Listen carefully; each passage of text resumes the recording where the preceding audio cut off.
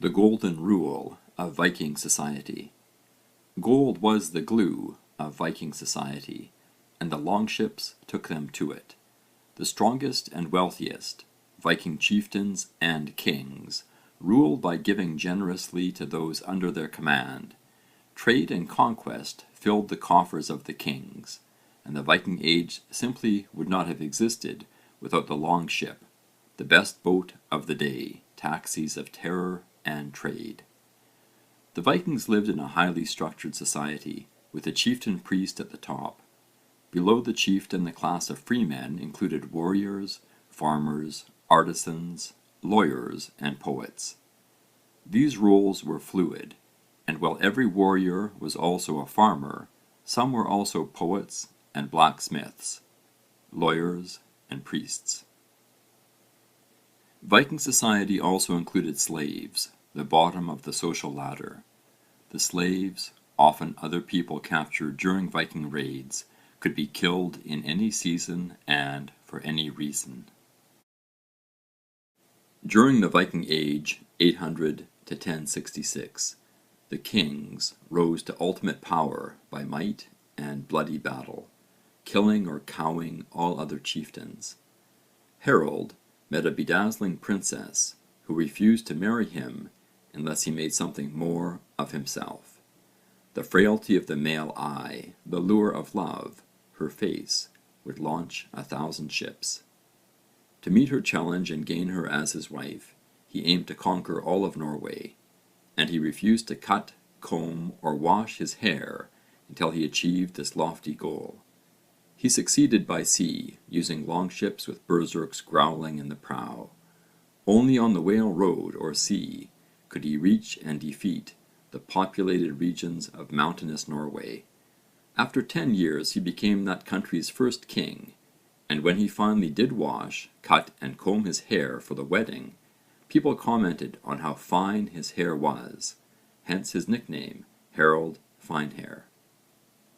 The kings or chieftains won their place by military might, by winning battles and killing their own kind, and Vikings were eager to share their violence with others, turning the Christian peace of Europe to pandemonium. The Vikings prized a matrix of 4 interconnected virtues above all: courage, honour, generosity, and loyalty. A curious blend of fearlessness and fatalism guided them to face inevitable death with stoic fortitude, an idea captured in the poem Havamal, the sayings of the High One. Cattle die, wealth dies, kinsmen die, you yourself must one day die, but word fame never dies for him who achieves it well.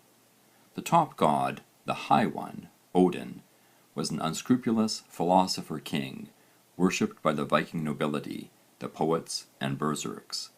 As lord of the slain, his animals, the wolf and raven, ate the dead bodies after battles. The common folks worshipped Thor, whose name lives on in Thursday. The freemen, chieftains and kings were also strongly independent people, and this appears in the very advanced for the times rights of women.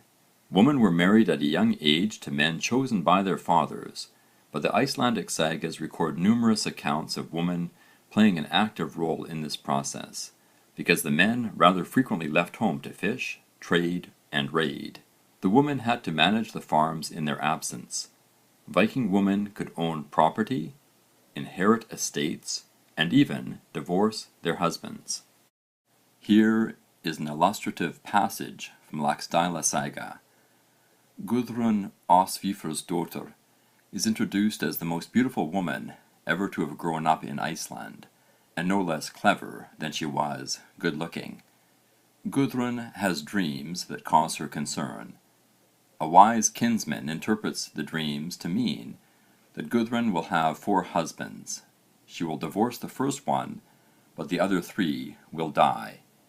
And indeed, Gudrun marries her first husband at the age of 15, and he turns out to be a man she dislikes.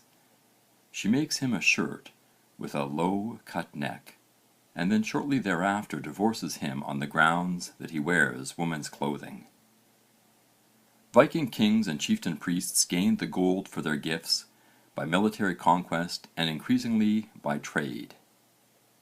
The desire to extend the net of trade certainly explains part of the volcanic movements of the Vikings in this period.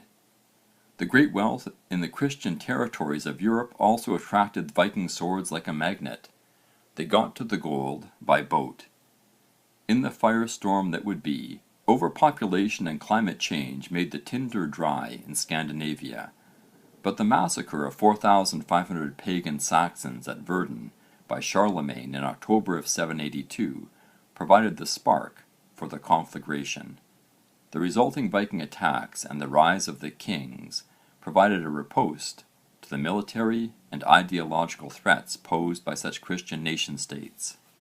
The swan-breasted and swan-necked longships would carry merchants and warriors to distant shores in search of the silver, gold and other goods to fuel their gift-giving economy. Skimming over the rough waves of the North Atlantic by sail or rowed up a river, these versatile and sleek swans took the adventurous and warlike Norse to lands far west, east and south. The Viking craftsmen, important artists in the society, built the hull first, overlapping the planks in what is termed the clinker-built or lapstrake style, and the internal crossbeams were often tied to the ribs near the keel to provide added elasticity. Archaeology has proven that Norwegians traded at Ribe, the oldest commercial centre in Denmark, prior to the start of the Viking Age, so the development of naval skills and technology began under the aegis of peaceful trade. History, although sometimes written in stone, is fragile like ice. Each historian and each age has limitations and biases, the imperfections and shortfalls of our shared humanity, and the hard facts that furnish history are often too many today and too few in the past. Modern archaeology has greatly improved our knowledge of the Viking Age, but we owe a debt to the early writings of Iceland, primarily the sagas, the only extant written sources on the Vikings by a Viking people, our clearest window on that past.